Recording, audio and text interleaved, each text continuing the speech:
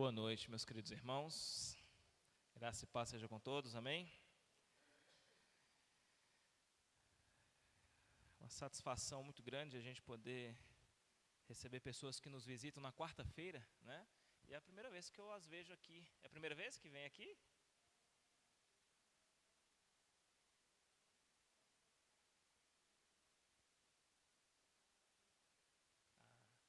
Vida Esperança. Sim. E a mamãe aqui em Três Pontas já frequenta alguma igreja? Qual é a igreja? Certo. É um prazer muito grande recebê-los aqui, viu? Sintam-se à vontade conosco, tá? Além das nossas reuniões na quarta-feira, às 19 horas, a gente tem no domingo, às 9 da manhã e às 19 horas também, tá bom? Nós estamos de portas abertas para recebê-los sempre, quando desejarem. Fique à vontade. Deus os abençoe, viu? E nós vamos abrir as nossas Bíblias no livro do profeta Zacarias. Nós já há algum tempo estamos estudando já o livro dos profetas menores, os livros dos profetas menores. Pouco mais de 2 anos nós começamos lá no livro do profeta Oséias. E nós viemos então estudando todos esses 12 livros, já estamos já no 11º livro dos profetas menores, restando ainda Malaquias para a gente encerrar essa jornada. E o livro de Zacarias nós estamos no capítulo 9, e hoje encerraremos o capítulo 9.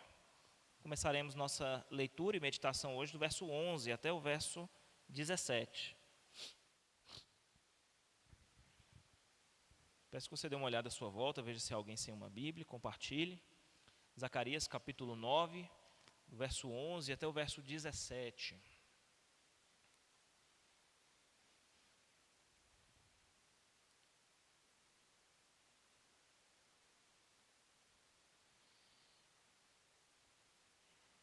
Este capítulo 9 foi dividido em 3 partes.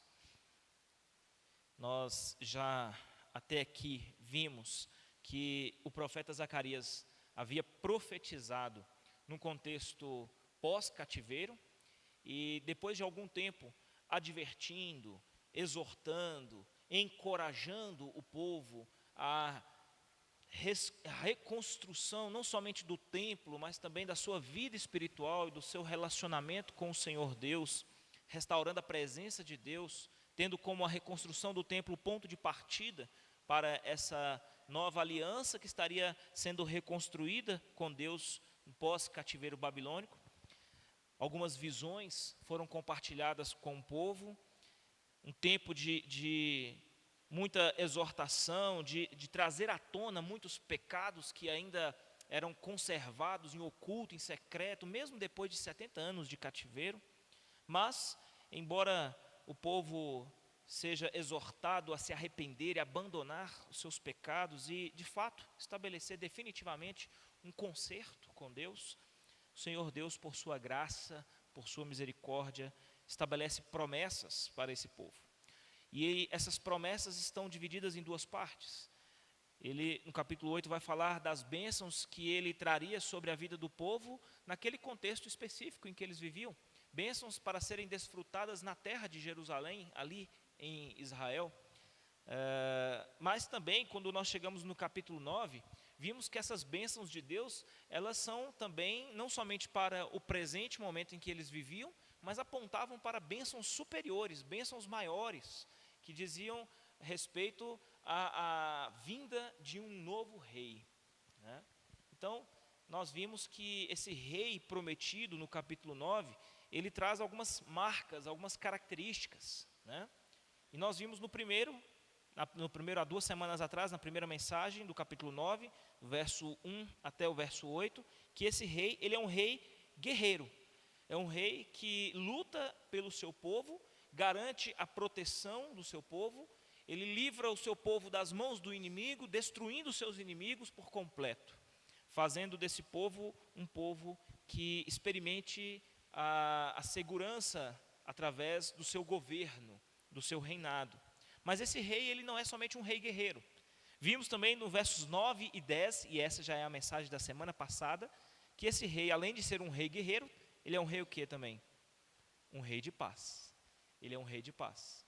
E esse rei de paz que virá sobre Israel, ele trará uma paz que vai muito além das expectativas do seu povo, né? Não se trata apenas de uma paz de um estado de tranquilidade, um estado pacífico, né? Como uma nação que vivia em constante guerra com outras nações, em conflitos, e então essas guerras cessaram e agora veio a tranquilidade, veio a paz. Não, essa paz que o Senhor irá trazer é uma paz muito superior, não é fruto das circunstâncias, é uma paz que diz respeito ao estado mal do nosso coração, à rebelião do homem contra o Senhor. E essa paz, como vimos lá em Romanos capítulo 5, verso 1, né? Justificado, pois, temos paz com Deus. Então, esse rei de paz, ele virá para estabelecer a verdadeira paz que os homens necessitam. Uma paz que vai muito além desse tempo, dessas circunstâncias que nós vivemos nesse presente mundo, mas é uma paz eterna com o Senhor, restabelecendo assim definitivamente a comunhão com o Senhor. E agora, do verso 11 até o verso 17, veremos a terceira e última marca desse rei que está presente no capítulo 9. O rei guerreiro, o rei de paz, e agora veremos aqui o rei salvador. O rei salvador. Então acompanhe a leitura aí na sua Bíblia, a partir do verso 11 até o verso 17, o que o texto nos diz a respeito desse rei salvador. Quanto a você, por causa do sangue da minha aliança com você, libertarei os seus prisioneiros de um poço sem água. Voltem à sua fortaleza, ó prisioneiros da esperança, pois hoje mesmo anuncio que restaurarei tudo em dobro para vocês. Quando eu curvar Judá como se curva um arco, e usar Efraim como flecha, levantarei os filhos de Sião contra os filhos da Grécia, e farei Sião semelhante à espada de um guerreiro. Então o Senhor aparecerá sobre eles, sua flecha brilhará como um relâmpago. O soberano, o Senhor, tocará a trombeta e marchará em meio às tempestades do sul. O Senhor dos exércitos os protegerá. Eles pisotearão e destruirão as pedras das atiradeiras. Eles beberão o sangue do inimigo como se fosse vinho. Estarão cheios como a bacia usada para aspergir água nos cantos do altar. Naquele dia, o Senhor, o seu Deus, os salvará como rebanho do seu povo, e como joias de uma coroa brilharão em sua terra. E o verso 17 diz: como serão belos, como serão formosos, o trigo dará vigor aos rapazes, e o vinho novo às moças. Amém? Queridos, nós já havíamos falado que o livro de Zacarias, ele é considerado o Apocalipse do Antigo Testamento. Isso traz algumas implicações para nós, não somente nas questões que diz respeito ao gênero literário, ao estilo, à semântica, né, a sintaxe, o vocabulário, as palavras utilizadas, tudo aqui se assemelha muito ao livro do Apocalipse lá no Antigo Testamento. De fato, a intenção do autor é fazer uso de visões, de figuras, de simbolismos, para trazer significado, trazer uma mensagem mais ampla ao coração dos seus ouvintes. Mas nós vimos aqui que, embora este livro tenha sua característica apocalíptica, né, ele é um livro que traz uma esperança muito grande para o povo de Deus. Do capítulo 1 até o capítulo 7, especialmente o capítulo 8, até o capítulo 8, podemos assim dizer, todas as palavras do profeta Zacarias estavam sendo direcionadas ao povo judeu pós-cativeiro, no que dizia respeito às suas circunstâncias ali, naquele tempo, naquele momento em que eles estavam vivendo. Mas a partir do capítulo 9, ele começa a dirigir suas palavras, suas profecias, para um tempo futuro, para um tempo que estava além daquele tempo, de maneira que o povo judeu, que estava naquele processo de recém-saídos do cativeiro, 70 anos do cativeiro, e um processo de reconstrução da cidade e de restauração da sua comunhão com Deus, eles precisavam serem encorajados a não somente abandonar seus pecados e se envolver, se engajar na reconstrução do templo, mas também ter uma perspectiva do futuro, para as próximas gerações, as gerações que viriam depois daquela que ele estava. E isso é interessante, quando nós pensamos no nosso contexto como igreja, e nós muitas vezes nós não nos preocuparmos em semear o nosso solo com uma palavra que possa trazer frutos para as próximas gerações também. Algum tempo atrás eu conversava com alguns irmãos falando a respeito da importância de nós voltarmos os nossos corações para a palavra de Deus, de maneira que a nossa obediência, a nossa fidelidade, o nosso compromisso com o Senhor, isso possa trazer alguma repercussão para as gerações futuras que estão crescendo entre nós. São crianças, são juniores, são adolescentes, que estão observando atentamente os mais velhos, e o compromisso deles, ou a falta do compromisso deles com a palavra de Deus, pode impactar, influenciar suas escolhas, decisões no porvir. E a nação precisava ter essa palavra profética que dizia respeito a um futuro, sobre aquilo que Deus haveria de fazer no porvir, para que as esperanças desse povo não estivessem apenas fincadas no presente, né? Senão a nossa vida passa a se tornar uma vida muito sem sentido, né? Muitas pessoas vivem no início da sua juventude com todo o ardor. Alguns até pensam em planejar para 5, 10, 15 anos, mas se a nossa vida ela dizer respeito apenas a nós mesmos e aquilo que pensamos para o nosso próprio futuro, né, sem pensar no legado e na repercussão daqueles que ficarão e que continuarão crescendo no porvir, a nossa vida vai chegar no estágio em que, quando a gente completar lá os nossos 80, 90 anos e a gente tiver realizado tudo aquilo que a gente sonhou em realizar, nós vamos nos tornar como Salomão, né? Chegar no final e falar, e aí? Vaidade por vaidade, tudo é vaidade, né? E aí, o que de bom ficou? Muito obrigado, meu irmão. O que de bom ficou para aqueles que continuarão aqui, né? Então, as promessas de Deus fazem com que as gerações presentes trabalhem para além deles mesmos. Trabalhem com seus olhos e corações voltados para aquilo que Paulo diz lá em Romanos, a esperança da glória.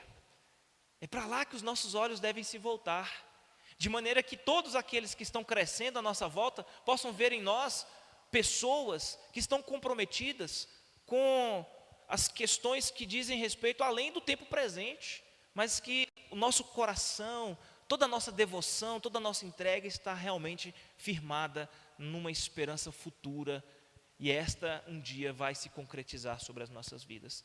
Toda palavra escatológica, né? A palavra escatologia diz respeito à doutrina do futuro, né?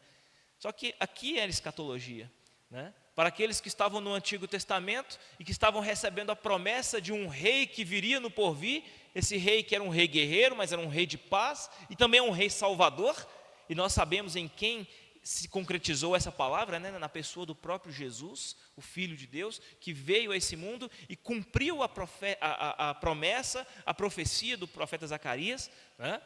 Embora Jesus para nós já tenha vindo, diz respeito a um tempo passado, mas para esse povo aqui no Antigo Testamento, era uma promessa que ainda estava para se cumprir. Era algo que dizia respeito para o futuro, para onde os olhos deles deveriam estar voltados. Nós hoje olhamos para trás para o Cristo que já veio, que já cumpriu a promessa, que já morreu por nós e derramou seu sangue, né? A aliança foi feita, a nova aliança foi feita em Cristo Jesus, e nós olhamos para o passado, mas o povo aqui de Judá, no livro de Zacarias, no contexto histórico em que esse povo se encontra aqui, eles deveriam olhar para o futuro e projetar suas esperanças para esse novo rei que viria. Quando nós pensamos no povo de Judá, nós devemos ter sempre em mente que é um povo que viveu durante muitos anos subjugado a outros domínios, outros reinos. é um povo que, por causa da desobediência, da sua rebelião contra o Senhor, por causa dos seus pecados de idolatria, de atrair para si falsos deuses, e através desses deuses estabelecer seu culto, sua adoração e por sua vez suas perversidades, seus pecados, né? Esse povo acabou quebrando a aliança com o Senhor e sendo separado do Senhor para o cativeiro. Quando eles retornam para o cativeiro, eles foram libertos, a palavra é libertação, eles foram libertos da escravidão, do jugo da Babilônia, e eles retornaram então para Jerusalém. O que eles tinham ali em forma humana para governá-los, uma referência de autoridade, era Zorobabel. Zorobabel era aquele governante da descendência de Davi que havia sido escolhido para liderá-los. Josué era aquele escolhido para ser o sacerdote. Mas aquele povo, eles precisavam mais do que uma referência humana de liderança. Eles precisavam novamente entender a autoridade de Deus e o governo de Deus sobre as suas vidas. Às vezes nós pensamos muito nas soluções que o país, que a nação pode ter quando nós escolhemos autoridades humanas de maneira certa, né, correta, quando agimos corretamente em escolher os líderes humanos. Mas o que muitas vezes passa desapercebido na mente de muitas pessoas é que, para que uma nação seja bem-sucedida, seja feliz, seja próspera, diz respeito a muito mais do que uma liderança humana, uma referência de autoridade humana. Nós estamos falando também a respeito de corações, de famílias, de pessoas que precisam ter em Deus essa autoridade, essa figura, essa referência de uma autoridade superior. Do que adianta nós termos líderes políticos, governantes, justos, honestos, se nós de fato não estivermos com o nosso coração submisso à autoridade, à verdadeira autoridade e à autoridade superior, que é a do Senhor, né? Não adiantaria nada Zorobabel ser o homem mais justo, não adiantava nada eles terem um sacerdote justo, correto, como Josué era, mas se aquele povo não tivesse realmente voltado com seus corações para Deus, os seus olhos voltassem para esse rei que viria, e estar disposto a sujeitar a autoridade desse novo rei que virá, esse rei guerreiro de paz e salvador, de nada adiantaria, de nada adiantaria. E nós vamos perceber algo muito interessante aqui nesse texto de hoje. Essa passagem do rei de paz para o rei salvador, não é por acaso que a sequência ela foi estabelecida no texto desta forma, como está aqui disposto. Primeiro o rei guerreiro, depois o rei de paz, depois o rei salvador. Porque a transição do rei de paz para o rei salvador, ela se dá de uma maneira muito natural, e ela já começa no verso 11 falando a respeito de quê? De uma nova aliança. E essa nova aliança, ela é estabelecida de que forma? Através do quê? Olha o que o verso 11 diz aí. Quanto a você, por causa do quê? Do sangue da minha aliança com você. Do sangue. Então, o rei de paz, ele veio para estabelecer de fato a paz entre Deus e o povo. Aquela paz que o povo tanto precisava ter com o Senhor. De não estar mais em guerra contra Deus por causa das suas idolatrias. Mas de fato, terem testificado que essa história da idolatria é uma história que ficou para trás. Agora é uma nova vida com o Senhor. Então essa paz é estabelecida através desse novo rei, o rei de paz. No entanto, essa paz, ela virá em decorrência de uma nova aliança que será estabelecida com este novo rei. E as alianças, de modo geral, no Antigo Testamento, agora falando de teologia bíblica, né? A gente está falando de um pacto que Deus estabeleceu com o seu povo ao longo das eras. Quando Deus estabeleceu um pacto com Abraão, Abraão teve de entregar alguns animais diversos, né? Entre novilhos, entre cordeiros, pombas, né? Abraão. Depois, mais adiante, quando Moisés vem, ele estabelece na lei o sinal do sacrifício como algo já ser definido como padrão para todo o povo. E aí é eleito na tribo de Levi a figura dos sacerdotes, né? Onde esses seriam os representantes do povo diante do Senhor, né? Então todos esses tiveram de estabelecer um pacto, uma aliança com o Senhor, um concerto com o Senhor através do sacrifício. Mas todos esses sacrifícios do Antigo Testamento, embora fossem sacrifícios de animais puros, inocentes, que seu sangue teve de ser derramado sobre o altar, mas tudo isso prefigurava uma aliança maior que Deus estabeleceria com seu povo no porvir, né? Lá no Novo Testamento. A aliança que o seu Filho estabeleceria ao vir nesse mundo, encarnar entre os homens, um Deus que se tornou carne, se tornou homem, e encarnou por obra do Espírito Santo numa virgem, para que ele pudesse ser sem pecado, e assim cumprisse a sua missão fielmente, culminando no seu sangue, sendo vertido ali naquela cruz. Então, como vimos no domingo, né? Pela desobediência de um homem, o pecado entrou na raça humana, mas pela obediência de um, o pecado ele foi resolvido. O problema do pecado foi resolvido, né? A nossa remissão, a nossa redenção em Cristo Jesus. Então veja aqui, meu querido, o que o texto está nos dizendo. Quanto a você, por causa do sangue da minha aliança com você, libertarei os seus prisioneiros. Agora, pense comigo uma coisa. Esse livro aqui, nós não falamos que ele é um livro pós-cativeiro? O povo já não havia saído da Babilônia e regressado para Jerusalém? Desde o início, nós vimos lá em Ageu, Zacarias, Malaquias, né? Por que agora o texto está falando a respeito de libertarei os seus prisioneiros? Talvez muitos possam interpretar como alguma parcela do povo que ainda estivesse na Babilônia que fosse sair. Mas não é isso que eu creio que o texto queira dizer.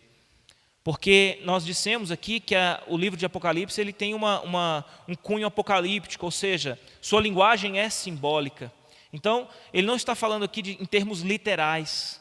E como ele está falando de uma aliança no porvir, está falando de uma paz e de um concerto com Deus, que é algo espiritual.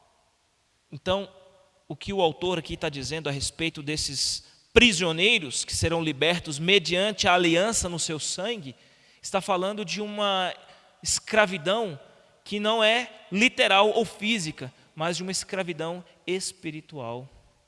Ou seja, pior do que estar escravizado na Babilônia é ser escravo do pecado, é estar escravizado pela carne, pela velha natureza. O que o profeta já antecipa aqui de antemão para eles, né, já coloca de antemão para eles aqui, é o seguinte: olha, vocês foram libertos do cativeiro babilônico, vocês não estão mais sob o jugo do cativeiro babilônico, mas para que o Rei de paz, o Rei Salvador, ele governe sobre as suas vidas, é preciso que vocês se vejam livres de um outro tipo de escravidão, que não é aquela que vocês viveram 70 anos lá na Babilônia.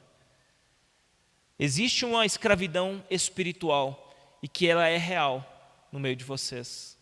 E só depois de vocês, de fato, forem libertos dessa escravidão, é que a verdadeira paz que vocês almejam ter com o Senhor, ela será estabelecida. O Salvador, ele virá para libertar vocês dessa escravidão mediante uma nova aliança feita no seu sangue. Veja que isso é algo que nos soa, né? Não como uma novidade, né? Parece que é algo que já se concretizou de fato. Quando nós estamos falando da igreja, nós estamos falando de algo que já se concretizou em Jesus. Como eu disse, nós, igreja, hoje, olhamos para trás, para aquilo que Deus fez em Cristo, mas para eles era algo ainda novo. Zacarias está antecipando para eles a profecia de um Messias, de um Salvador, de alguém que viria para resolver o problema de uma escravidão que não era física, mas de uma escravidão espiritual. E olha o que o texto vai dizer mais: libertarei os seus prisioneiros do quê? De um poço sem água. Ora, a Babilônia sempre foi conhecida pelos seus jardins suspensos.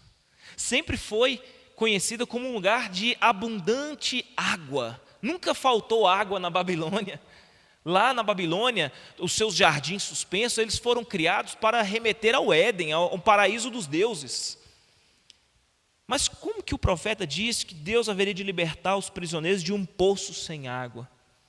Aqui traz a ideia de isso é para despertar o imaginário dos leitores de uma situação deprimente e de uma situação aterradora. Imagine você cair num buraco, num poço fundo sem água, e você ali no escuro, num lugar vazio, fundo, e você cair ali, ficar preso, enganchado lá embaixo, e você gritar, tentar te fazer com que as pessoas lá fora ouçam a sua voz, para que alguém lhe jogue uma corda, lhe tire dali daquela situação, e você não escutar ninguém. E ninguém ouvir a sua voz. E ninguém passar por ali e te ouvir para poder te resgatar. E você ficar preso no fundo desse poço sem água. Só de imaginar a gente já fica uma situação terrível, né? Só de imaginar. Uma vez num acampamento que a gente teve lá em Montes Claros, há muitos anos atrás, meu irmão estava nesse acampamento na igreja, e ele, adolescente, e o mais novo do que ele ainda, era garoto, e ele, adolescente, tinham 3 poços vazios em que o dono do sítio ele guardava feno, né? E ele guardava feno dentro desses buracos. Eram buracos grandes, uma circunferência enorme e bem fundo, né? E nesses buracos havia pouco feno, era bem raso, assim, tinha pouquinho feno lá embaixo. E ele, andando perto desses buracos, acabou tropeçando e caiu num desses buracos. Mas era um buraco bem alto, devia ter uns 10 a 15 metros. A sorte é que ele tinha um pouco de feno lá embaixo, ele caiu de costa no feno, né? O que amorteceu a queda dele, né? E naquela hora, aquela aflição, né? O adolescente brincando perto de um buraco, o buraco ele cai lá embaixo, né? E aí um irmão da igreja arrumou uma corda, correu lá e desceu, escalou igual fez um bungee jump lá, um bungee jump não, que chama rapel, né, que fala, desceu de corda, né, de rapel, e foi lá para buscar ele, para tirar ele daquele buraco, né? Imagine. Então, queridos, qual é a aplicação em relação a essa figura?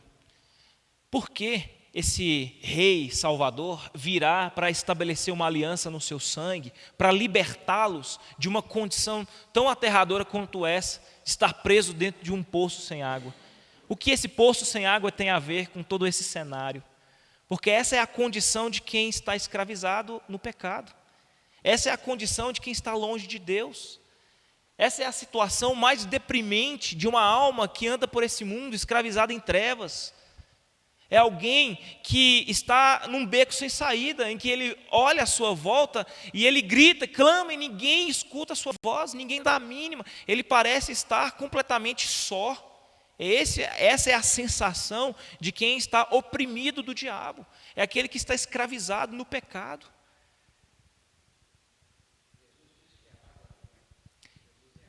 Sim. E ele é aquele que veio para tirar essas pessoas do poço sem água, que veio para resgatar essa alma oprimida, escravizada, que está lá embaixo, gritando que ninguém escuta. É ele que veio para tirar essa alma oprimida do diabo. Então ele é o rei salvador, ele é o rei libertador, e essa liberdade está para além das questões políticas, sociais, né, dos quais o povo de Israel vivia. Agora note uma coisa interessante, né, que ainda que o povo tenha sido liberto do cativeiro babilônico, eles ainda careciam dessa libertação espiritual, certo? Isso nos remete a uma questão, um princípio também muito valioso aqui no texto, porque muitas pessoas acreditam que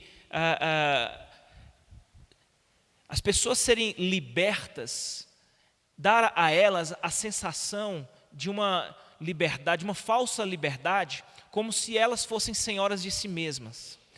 Já percebeu que muitas pessoas querem agir por conta própria e dizer assim: eu não sou mais escravo disso, eu já me libertei disso, então eu passo então a viver a minha vida como se eu estivesse ocupando a cadeira de controle, eu estivesse assentado no banco do motorista, no controle da minha vida, e sou eu que dirijo agora as minhas decisões, as minhas escolhas, como se eu fosse senhor de mim mesmo agora.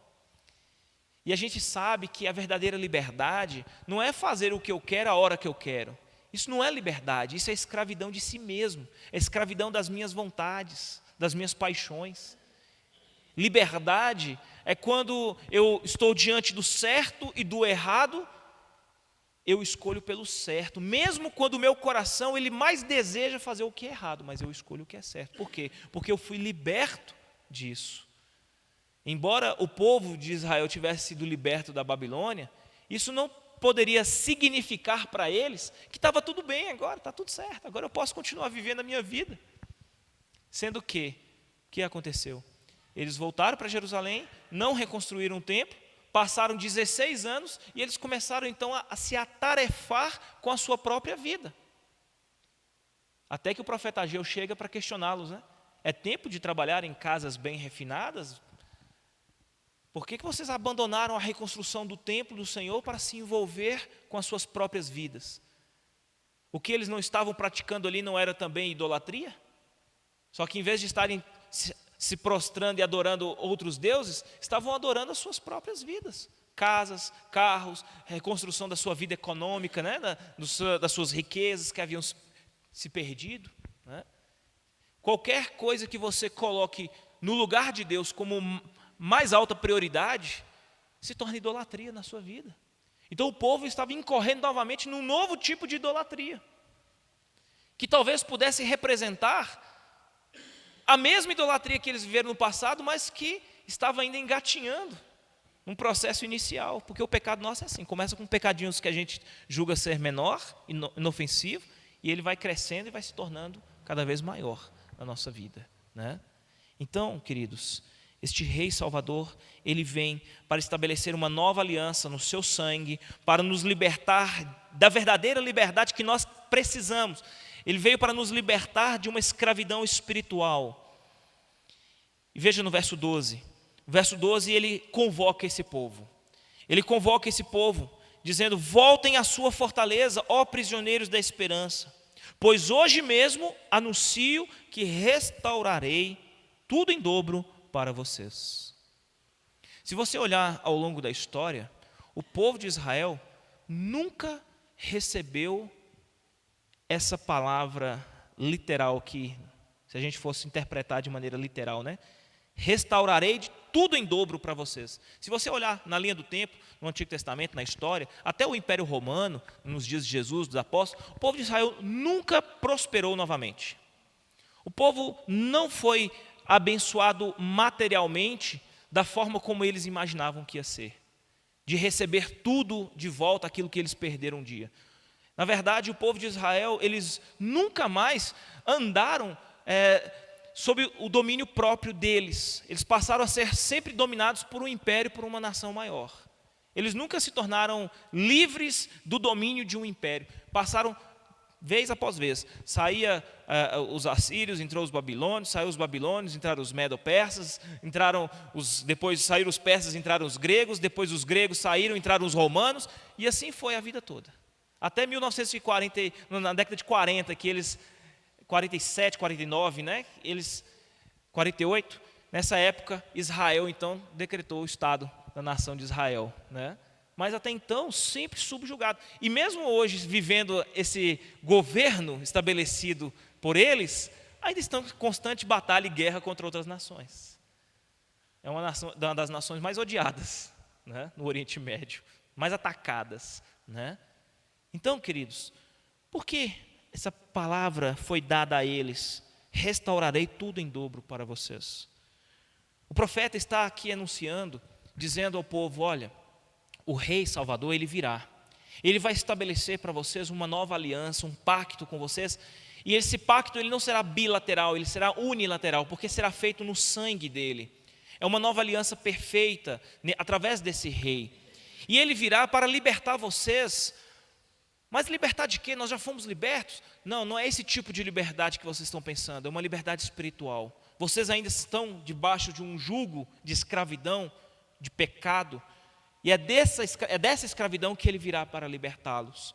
Por isso, voltem à fortaleza, olha o chamado que ele faz. Voltem para a fortaleza, para a sua fortaleza, ó prisioneiros da esperança. Vocês que vierem a confiar nesse Rei Salvador, vocês que depositarem a esperança de vocês nas promessas desse Salvador, então abandone a velha vida de pecado de vocês, deixe a Babilônia para trás, deixe a idolatria, o pecado, o mundo, tudo aquilo que o mundo te oferece, deixe isso para trás e venha para esse Senhor, retorne para a sua fortaleza. Esse é o chamado que ele está fazendo. Ou seja, esse Deus que tem prometido para vocês uma nova aliança no seu sangue, que há de libertá-los dessa escravidão, ele promete cumprir essas palavras se vocês de fato darem as costas para a velha vida, para o mundo, para a Babilônia e vierem para a fortaleza do Senhor.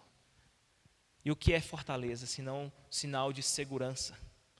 E é na presença desse rei, na fortaleza desse rei, como o salmista diz, Deus é um refúgio, é a fortaleza, o socorro bem presente no tempo da necessidade. É na presença desse Deus que nós encontraremos segurança. Então deixe o mundo para trás, deixe a velha vida para trás, deixe a idolatria, deixe a Babilônia, abandone tudo para trás, retorne para a fortaleza. E ele há de restaurar vocês tudo em dobro. O que significa, afinal de contas, esse tudo em dobro? Tudo em dobro aqui se remete à bênção da primogenitura. O primogênito, segundo as leis do povo de Israel, era aquele que recebia a porção dobrada. Então, o que Deus está prometendo para eles é que eles haveriam de ser abençoados através do primogênito. E quem é o primogênito da criação? Senão o próprio Jesus Cristo. Ele é o primogênito, para que ele seja o primeiro entre muitos, né? Então, ou seja, é através da primogenitura do Senhor, é através das bênçãos que decorrem do primogênito da criação, que nós somos abençoados. Então, essa restauração, mediante a convocação que ele faz, voltem à fortaleza, vocês que são prisioneiros, abandone essa vida de pecado para trás, e então o Senhor estabelecerá essa aliança, e através dessa aliança vocês serão abençoados por meio do primogênito. Por isso que ele diz, restaurarei tudo em dobro para vocês. No entanto, o texto prossegue. Verso 13, ele vai falar algo interessante. Veja que o texto diz, quando eu curvar Judá como se curva um arco, e usar Efraim como flecha, levantarei os olhos de Sião contra os filhos da Grécia, e farei Sião semelhante à espada de um guerreiro. O primeiro ponto que eu quero destacar aqui é essa palavrinha Grécia, esse nome aí. A tradução original usa o termo Javã. Javã denota mais do que um terreno que diz respeito, um espaço geográfico que diz respeito ao país da Grécia. Javã diz respeito a um terreno muito mais amplo, que cobre as nações que são inimigas do povo de Deus, certo? Agora, se nós olharmos aqui esse verso 13 e compararmos com o verso 10, isso parece contraditório, mas não é. Veja só, o texto no verso 10 diz, ele destruirá os carros de guerra de Efraim e os cavalos de Jerusalém, e os arcos de batalha serão quebrados, ele proclamará a paz às nações. Ali nós vimos que o Rei da Paz, ele vai despir o seu povo e remover deles todos os seus armamentos, como uma expressão de, estou retirando de vocês os seus recursos, para que vocês fiquem completamente desarmados. Isso demonstra ali ou denota a ideia de estou tirando de vocês seus armamentos, então quem vai lutar por vocês, quem vai estabelecer essa paz não é vocês, sou eu, é o Rei de Paz. É isso que o texto no verso 10 vai dizer, né? Então, vocês não vão lutar essa guerra, sou eu que lutarei ela por vocês, porque essa guerra está além das forças de vocês. No entanto, o verso 13, quando ele diz assim, quando eu curvar Judá como se curva um arco, e usar Efraim como flecha, ele está dizendo que irá fazer do próprio povo a sua arma. Isso significa que o povo de Deus haveria de ser instrumento nas mãos de Deus para uma batalha. E que batalha é essa? A batalha contra o mundo, contra os inimigos de Deus. Esse Deus, ele escolhe o seu povo, ele separa esse povo, estabelece uma aliança com eles no seu sangue, liberta eles da escravidão espiritual que eles viviam, ele restaura a porção dobrada por meio do primogênito e os coloca no mundo. E nesse mundo, esse mundo, a característica dele é a sua hostilidade contra Deus. O mundo é contrário ao Senhor. O mundo há de se levantar contra os escolhidos de Deus. Mas quem tentará acusação contra os escolhidos de Deus, se é Deus que os justifica? Quem há de ir por nós? Quem irá travar essa batalha? Se o Senhor é por nós, quem será contra nós? Mas Deus, ele nos escolhe para sermos instrumentos nas mãos dele. Ele nos reveste da sua armadura, como Paulo escreve lá em Efésios, capítulo 6. Quando Paulo fala em Efésios 6:10, fortalecei-vos na força de quem? Do Senhor, no seu forte poder. Revesti-vos da armadura de quem? De Deus. A armadura não é nossa, não é uma armadura humana. Quando ele fala do capacete da salvação, da couraça da justiça, do escudo da fé, das sandálias da pregação do evangelho, da espada que é a palavra, ele está falando dos recursos que vêm de Deus para nós. Ele nos separa e nos escolhe para sermos instrumentos em suas mãos, mas nessa batalha, queridos, se não estivermos revestidos dele, não há como sair vencedor. Não há como sair vencedor. Mas o texto ainda prossegue mais. Ele nos salva, nos redime, nos liberta. Ele nos usa como instrumento dele numa batalha. Mas essa batalha, ela pode perdurar o tempo que possa talvez trazer cansaço, fadiga, que possa talvez comprometer a nossa esperança, não é? Quantas vezes nós estamos caminhando na nossa jornada com o Senhor, cientes de que estamos inseridos numa batalha espiritual, de que o Senhor Deus nos salvou, nos perdoou dos nossos pecados, nos justificou, garantiu a nós a salvação, a vida eterna, mas a gente sabe que até que a redenção final, a glória eterna, se manifeste diante dos nossos olhos, nós vamos viver nesse mundo em constante batalha contra o inimigo. E Paulo, ele vai dizer lá que a nossa batalha não é contra carne nem sangue, mas é contra os espíritos imundos, as potestades que operam nesse mundo de trevas, né? É um mundo espiritual que está guerreando contra a igreja do Senhor, e nós estamos nessa batalha revestidos da armadura de Deus. Mas aí chega um determinado momento que você está cansado, que você já está fadigado, que você talvez olhe para o horizonte e fala: meu Deus, até quando essa batalha vai durar? Até quando essa guerra vai continuar? Senhor, sabe aquela guerra que você está com o seu exército no campo de batalha, e que aí de repente você olha à sua volta, o seu exército está morrendo a cada dia mais e mais, e o número dos seus soldados está diminuindo, e você olha à sua volta e você fala assim: parece que nós vamos perder, porque o exército inimigo, ele é muito mais numeroso do que o nosso. E aí nessa hora, o que vai acontecer? Aí vem um então, né? Do versículo 14. Então, o Senhor aparecerá sobre eles. E aí mostra o triunfo do Senhor, que ele surge para trazer e renovar o brilho do seu povo, a esperança que estava minguando, que já estava quase acabando. O Senhor então ele surge. Olha o que o verso 14 até o verso 16 diz: então o Senhor aparecerá sobre eles, sua flecha brilhará como um relâmpago. O soberano, o Senhor, repare nos adjetivos, nas palavras que remetem a Deus. O soberano, o Senhor, tocará a trombeta e marchará em meio às tempestades do sul. Sabe quando você está lá no vale guerreando e você lembra quando seu exército estava bem pequenininho, já todo mundo morrendo e o exército inimigo numeroso, grande, e você achou que a guerra ia perder e acabar e vocês iam ser derrotados? E aí você levanta, como salmo que Alan leu aqui, Salmo 121. Eleva os meus olhos para os montes, de onde virá o meu socorro?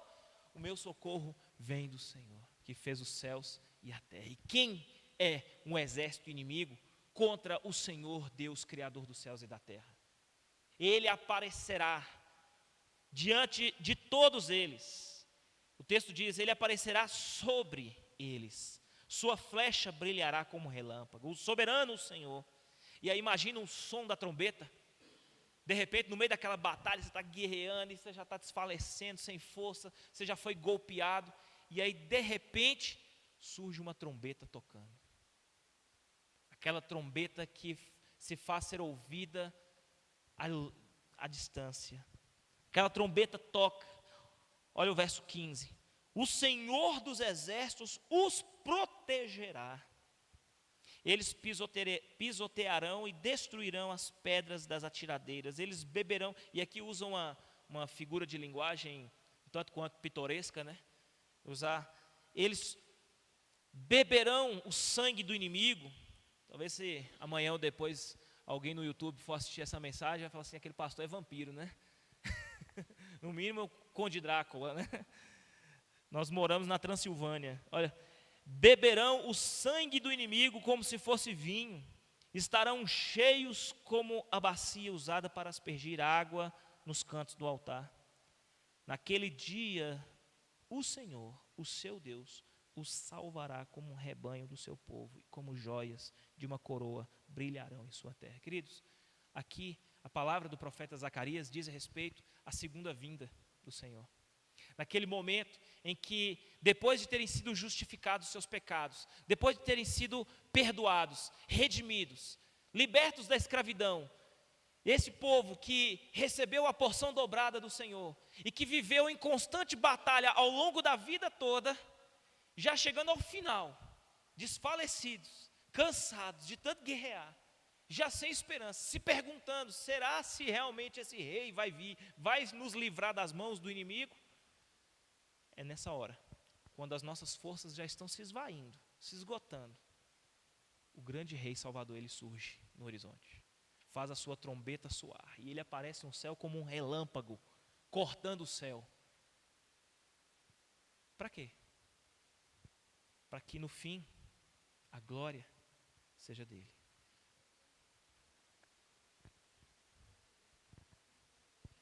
Sim. Imagina a esperança sendo renovada. Nem tudo está perdido. O Senhor veio, Ele nos protegerá, Ele nos salvará, né?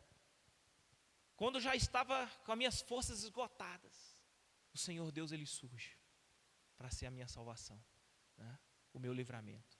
Então, queridos, Ele faz tudo isso e Ele permite que a situação chegue ao ponto que ela chegue, que a gente chegue lá no final sem força nenhuma, esgotado de tanto lutar, de tanto guerrear, com a sensação de que a gente vai acabar perdendo e no final a gente vai acabar morrendo mesmo. Esse Deus, esse rei nos deixou na mão, né? Ele faz isso para quê? Para que no final a vitória seja dele, não nossa. Para que eu não chegue no final dizendo, eu fui um soldado invencível, eu fui um modelo de guerreiro, onde eu passei essa batalha lutando e matei um monte de inimigos e acabei com a raça deles, e eu cheguei aqui no final, pronto para receber a minha medalha de honra ao mérito, como um grande soldado de Cristo. Não. Ele faz a gente lutar nessa batalha até esgotar as nossas forças, como Paulo diz, é nas minhas fraquezas. Por quê? Porque a glória é dele. Porque é através das minhas fraquezas que o poder de Deus se aperfeiçoa em mim. É para que a glória seja dele. É para que o poder e a glória de Deus se manifeste acima da minha. Para que no final eu possa dizer, como no Salmo 124, Davi diz, se não fosse o Senhor. Israel que o diga, se não fosse o Senhor, para nos livrar das mãos do inimigo, fomos como o passarinho que escapou do laço do passarinheiro, da armadilha, se não fosse o Senhor. É assim. É esse reconhecimento final. É aquela cena do filme, né? Quando tudo parecia estar perdido e de repente o grande herói chega e surge para salvar todo mundo, né? Quando as esperanças de todos já estavam se acabando, ali surge o Senhor, o Salvador. Queridos, embora essa palavra seja escatológica, seja futura em relação ao povo de Judá aqui, também é a nossa história. Aqui nós temos descrito a nossa história. O rei Salvador, o rei de paz que veio, que estabeleceu a nova aliança no seu sangue. Hoje nós estamos vivendo o versículo 13, o tempo da batalha. Estamos guerreando, estamos lutando. A igreja, ela tem um papel fundamental nesse contexto de batalha espiritual. Nesse contexto de constante guerra que nós estamos travando contra o mundo, contra o diabo, o inimigo das nossas almas, contra o pecado.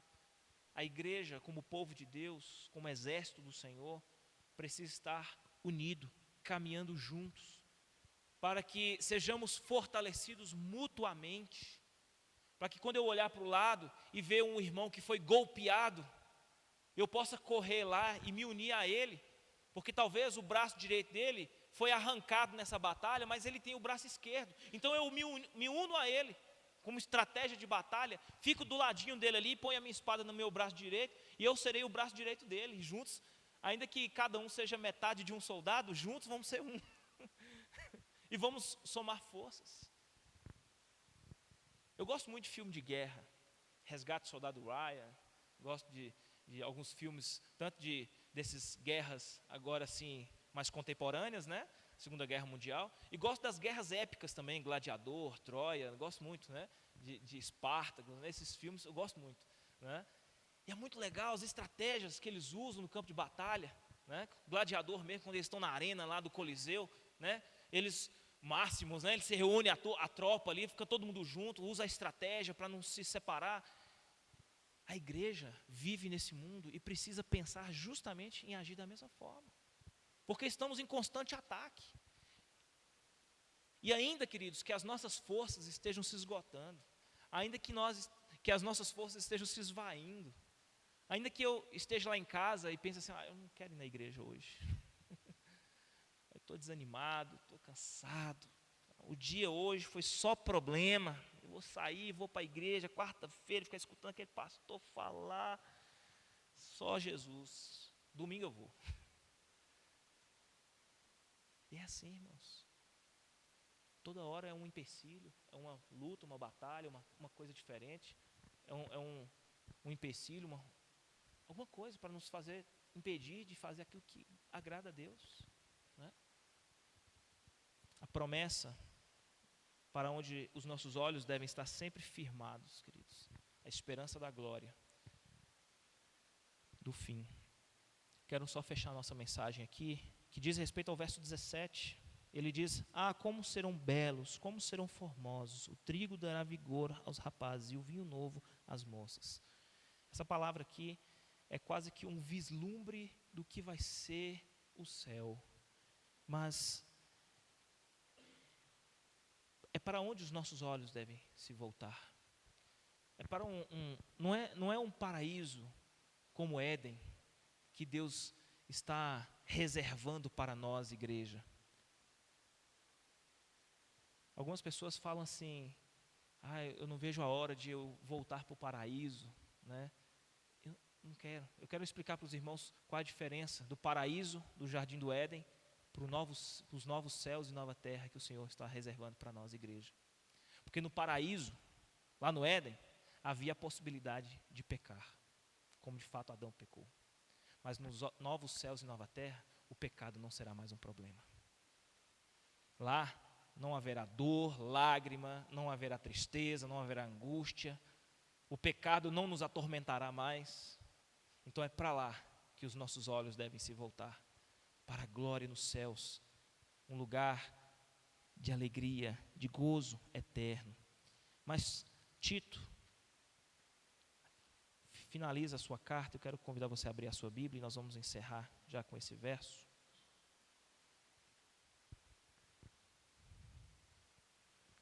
Tito, capítulo 2, verso 11.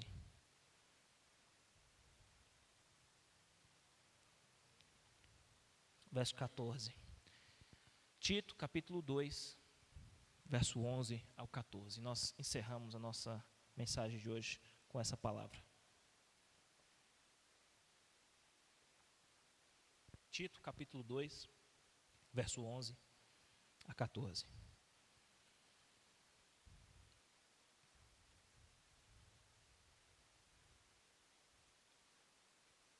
Diz assim, Tito, capítulo 2, verso 11 a 14. Porque a graça de Deus se manifestou salvadora a todos os homens. É o início lá do texto que nós lemos, verso 11 e 12. Ela nos ensina a renunciar à impiedade e às paixões mundanas e a viver de maneira sensata, justa e piedosa nessa presente era. Verso 12 lá do texto que lemos. Enquanto aguardamos a bendita esperança, a gloriosa manifestação do nosso grande Deus e Salvador Jesus Cristo. Estamos aqui aguardando a manifestação desse Deus no final, que há de nos salvar definitivamente. Ele se entregou por nós a fim de nos remir de toda maldade e purificar para si um povo particularmente seu, dedicado à prática das boas obras. É o sangue da nova aliança. Ele nos redimiu, Ele nos escolheu, Ele nos separou para si. E Ele tem uma missão para cada um de nós. Ele nos entregou uma missão, porque Ele há de nos usar como instrumento em suas mãos, para o louvor da sua glória. Amém? Vamos orar? E vamos pedir a Deus que nos fortaleça nesse tempo de batalha que vivemos, sempre demonstrando gratidão por aquilo que Ele já fez e esperança naquilo que ainda há de se cumprir nas nossas vidas. Vamos orar nesse sentido. Irmão Clóvis, esteja fazendo essa oração por nós, por favor.